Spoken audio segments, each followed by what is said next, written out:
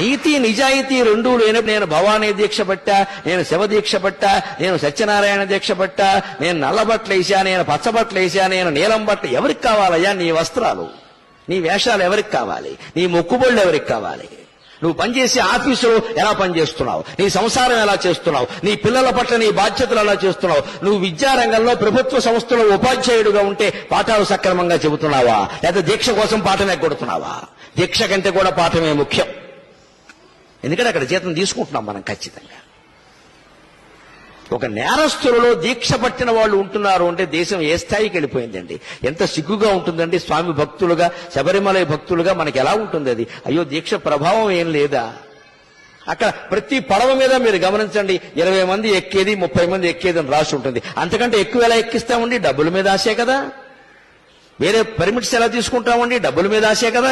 ఇచ్చేవాడు ఎలా ఇస్తాడండి? లంచం మింగేసే కదా. మరి అందరం భక్తులే. రేపు ముక్కోటి ఏకాదశి నాడు మీరు చూడండి, తిరుపతి పట్టదు, శ్రీశైలం పట్టదు, భద్రాచలం పట్టదు, దేశంలో ఏ గుమ్మమో పట్టదు, మొత్తం అందరూ అక్కడే ఉంటారు. ఆ రోజు మహాపుణ్యం చేసిన పాపాలన్నీ పోతాయి. అంటే అన్ని పాపాలు చేశాడనమాట ఈయన. అసలు ముందు వీళ్ళు పాపాత్ముడి కింద గమనించాలి. ముక్కోటి ఏకాదశి నాడు పరిగెట్టుకుని గుళ్ళో గెడుతున్నాడంటే ఇంత పాపాత్ముడు ఇంకొకడు లేడు. పాపం చేయని వాడు వెళ్లాల్సిన పనిలా వాడు ఇంట్లో వాడు ఉంటాడు ఖచ్చితంగా. నేను ఏ పుణ్యక్షేత్రానికి, ఏ పుణ్యక్షేత్రానికి, ఏ పుణ్యతీర్థానికి, ఏ పుణ్యతిథి నాడు నేను వెళ్ళాను. ఎందుకంటే నేను ఏ పాపము చేయలేదు, పోవలసినవి ఏం లేవు. నాకు అవసరం లేదు వెళ్ళవలసింది.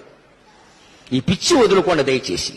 ఎందుకంటే ప్రమాదాలు అక్కడే జరుగుతున్నాయి. ఒకే క్షేత్రం, ఒకే రోజు, ఒకే సమయం. గోదావరి పుష్కరాల్లో 30 మంది ఎందుకు చచ్చిపోయారో అందరికీ తెలుసు. అదే రోజు, అదే ముహూర్తం. అంటే అవి అలాగే జరుగుతాయి. ఏమిటా పిచ్చి, ఏమిటా వెర్రి?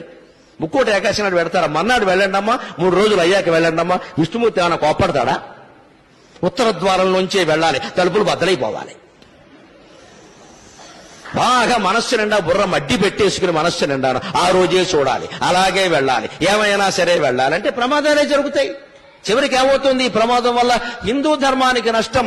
దేవుడి మీద దుష్ప్రచారం జరుగుతోంది. ఇతర మతాల వాళ్ళు అరుసుగా తీసుకుంటున్నారు. మీ మతంలో ఏం జరుగుతుందో చూడండి అంటే వాళ్ళకి జవాబు చెప్పలేకపోతున్నాం మనం. అంచేత పుణ్యక్షేత్రాలు, తీర్థాలు, పుణ్యతిథులు ఇవేవి ముఖ్యం కాదండి. శరీరాన్ని మించిన క్షేత్రం లేదు, మనస్సును మించిన తీర్థం లేదు. సత్ప్రవర్తన కలిగి ఉంటే నువ్వే ఒక పుణ్యక్షేత్రం, నీకు నువ్వే ఒక పుణ్యతీర్థం.